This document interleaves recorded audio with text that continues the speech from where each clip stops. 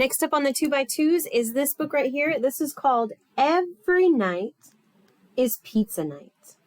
And in this book, this little girl right here, she thinks that pizza is the best food ever. And in her house, they make pizza every night. They had pizza last night. They're going to have pizza tonight. They're going to have pizza tomorrow because it's the best food in the world. And then she decides that her father he says right here, he says, I don't want pizza all the time. I miss grapefruit. And so she decides to conduct a scientific study whether or not pizza is the best food. And so she gets some help from her neighbors, her friends in the neighborhood.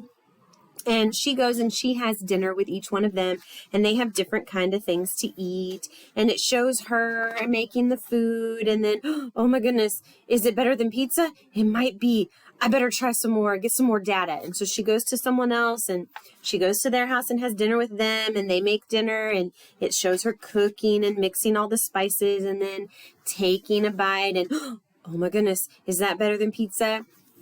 And it goes on and on and on. And towards the end, she finally goes to Mr. Gonzalez, who is the store owner, who knows what everybody in the neighborhood, what kind of food they like.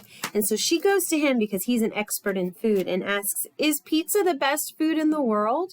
And he said, well, of course it's the best, but it's not the only best.